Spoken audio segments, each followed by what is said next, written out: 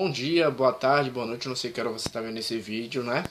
Galerinha, vocês acharam que eu esqueci de vocês, né? Mas não, né? Como sempre, ontem eu tive um probleminha, né? De ordem particular. Na verdade, eu tive uma consulta ontem, né? Relacionada a hemodiálise, eu tive que fazer uma bateria de exames, essas coisas, né? E também tive hemodiálise à tarde, então ficou meio complicado fazer o vídeo ontem, ficou muito corrido, né? Eu cheguei em casa já era quase 10 horas da noite, então eu deixei pra fazer hoje, né? E aí de manhã também outra correria, limpar, ajudar a limpar a casa, fazer compra de mercado, essas coisas, né? Então hoje eu tô aqui, né? Hoje é sábado à tarde, mas faz de conta que é sexta. O que importa é a gente ter conteúdo para estudar, beleza? Hoje a gente vai iniciar, né? Vamos fazer de conta que hoje é sexta-feira e sexta-feira é dia de história, né? Nossa história do Brasil. Gente, vamos falar um pouquinho agora sobre aquela transição na verdade a gente finalizou o Segundo Império na última aula, na última sexta-feira, né?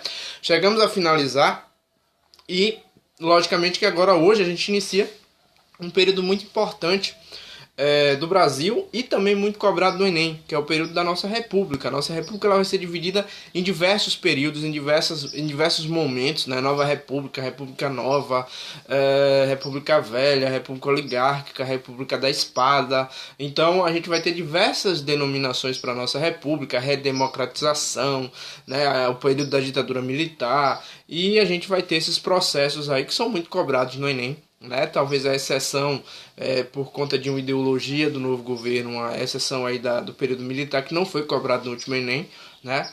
Depois de muitos anos, né? A ditadura militar sempre vem sendo cobrada em Enem, e ano passado não foi, mas não é por isso que a gente vai deixar de vê-la, até porque melhor se prevenir do que remediar.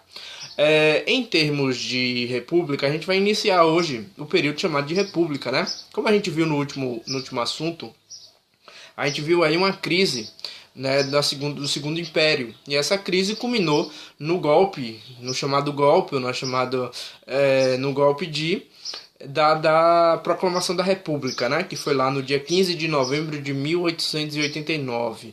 Na verdade, Dom Pedro ele já tinha perdido toda a sua base de apoio, né? Ele teve a crise com a igreja, ele teve a crise com a Inglaterra, ele teve a crise com os militares e principalmente quando ele perde o apoio dos cafeicultores, dos barões do café, que vão se voltar contra Dom Pedro, principalmente na relação com o fim da escravidão, né? Muitos vão colocar aí como o grande culpado do fim dessa escravidão, né, Dom Pedro II, né, como ele poderia ter evitado o fim da escravidão, né? Então muitos cafeicultores ali, a partir daquele momento, vão ter uma visão de não apoiar mais o governo e o império de Dom Pedro II, que era muito importante, até porque a base econômica do império era o café. Então, a partir do momento que Dom Pedro II perde esse grande apoio dos cafeicultores, principalmente dos barões do café, e vem outras questões aí com a igreja, com os militares e com a Inglaterra, vai culminar lá no dia 15 de novembro de 1889, na nossa proclamação da República, né? Nosso país aí bastante atrasado em relação a outros, né? A República já era uma realidade lá desde o final do século XVIII, lá na França, e durante todo o século XIX, os países, inclusive aqui nossos países vizinhos, já vinham se tornando república, né? As diversas repúblicas que a gente tinha, Argentina, Peru, Paraguai, Colômbia, Uruguai, né, foram se tornando república. O Brasil, quando se torna independente, né, se torna, ao invés de uma república, como os nossos países vizinhos, se torna um grande império. O primeiro império lá com Dom Pedro I, o segundo império a gente viu aqui, que foi um período aí de 49 anos, quase meio século, né, e ele se finaliza ali no finalzinho de 1889, quando é proclamada a nossa República. A República inicial, esse período aí chamado de República Velha, né? Esse termo República Velha vai englobar dois períodos da República aí. Inclusive esse termo República Velha é utilizado por Getúlio Vargas, né? É aquela coisa de dizer que o progresso, o que vem é o progresso, o que ficou para trás é retrocesso. É um pouco da visão positivista da época. O positivismo que surgiu no século XIX vai ter essa visão de que as coisas caminham para a ordem e o progresso. Daí a influência na nossa bandeira, a influência positivista, né, de que a gente tem que progredir, que tudo está em progresso, né? Que a gente vive um progresso, tudo que vem à frente é progresso.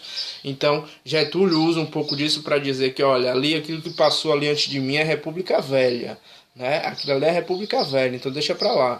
Então, essa República Velha, ela vai englobar 2 períodos da República. Esse primeiro que a gente vai falar hoje, que é a República da Espada, né? Uma república militar, daí o nome República da Espada. Né? Esse período aí de República Velha pega esse período que a gente vai falar hoje, né? Que é Marechal Deodoro da Fonseca e Floriano Peixoto, e o outro período que é a República Oligárquica, ou também conhecida, muito popularmente conhecida como República do Café com Leite, né? Porque vai ter o domínio aí de 2 estados, principalmente dentro da política nacional, que é Minas Gerais e São Paulo, política do café com leite. Essa é a segunda república, né, desse primeiro período aí. A primeira aí vai ser a República da Espada. A República da Espada que vai de 1889 a 1894, né? Em 1894 você tem aí o início da República Oligárquica, né, dos governos civis, né? O primeiro presidente eleito pelo voto, que vai ser Prudente de Moraes, entre outras coisas aí. Mas primeiramente a gente vai ver esse período aí, né? A gente viu lá que no dia 15 de novembro de 1889 é proclamada a nossa república por Floriano Peixoto, né? E quando a gente fala que é uma república militar, coloquem na mente de vocês que é uma república do exército. Quando a gente fala dos militares ali, os militares que vão fazer parte desse governo é o exército, né? Tanto que a gente vai ver que nesse processo de República da Espada vão ter revoltas da Marinha, para que a Marinha também tenha uma participação política dentro do Brasil, coisa que não existia, para que os salários da Marinha fossem melhorados, para que eles tivessem mais prestígio político. Quando a gente fala de militares aqui, a gente está falando essencialmente de governo do exército, tanto que Marechal Deodoro da Fonseca, o termo já diz, o nome Marechal não é nome, Marechal é título, né? Marechal é o maior título do nosso exército, que não existe, né? Não existe mais esse título de Marechal, a não ser em caso de volta, a não ser que o Brasil se envolva em alguma guerra, esse cargo acaba voltando, né?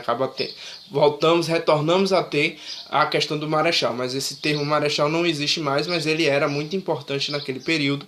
E Marechal, ou seja, Deodoro da Fonseca, o Marechal Deodoro da Fonseca, inclusive dizem, e tem um livro aí que fala um pouquinho sobre isso, da amizade pessoal dele com Dom Pedro II, então ele não era um inimigo de Dom Pedro II, né? Na verdade dizem as más línguas que ele não chegou nem a proclamar a república, que ele achava um desrespeito a Dom Pedro II, mas o processo é que, tradicionalmente, pela nossa historiografia tradicional, a proclamação da República ela acontece no dia 15 de novembro de 1889, né? Lembrem que todo 15 de novembro é feriado da proclamação da República, beleza? Aí se inicia, no dia 15 de novembro, se inicia através de um golpe, não do voto, né? O nosso primeiro presidente da República. Lembrem, nosso primeiro presidente, não o primeiro presidente eleito, né? O primeiro presidente eleito é outro. Nosso primeiro presidente da República, lembrem que o Brasil, antes de Deodoro da Fonseca, ele era regido... Primeiro, nós éramos governados pela coroa portuguesa no período colonial. Depois, no período de independência, fomos governados por 2 imperadores, Pedro I e Pedro II. E agora temos aí o nosso primeiro presidente da República, Marechal Deodoro da Fonseca. Professor, através do voto? Não. Marechal Deodoro deu um golpe junto com o exército, destronou Dom Pedro II. Então, é o nosso primeiro presidente, mas não o nosso primeiro presidente eleito, né? E um presidente militar. Daí também outra coisa que chama atenção, a importância do exército nesse processo, onde o exército ganha essa moral, onde o exército ganha prestígio político e quer participação política. Na Guerra do Paraguai, o exército brasileiro ganha muito prestígio ao voltar da Guerra do Paraguai. Isso é muito importante da gente salientar. Então, essa galera ganha muito prestígio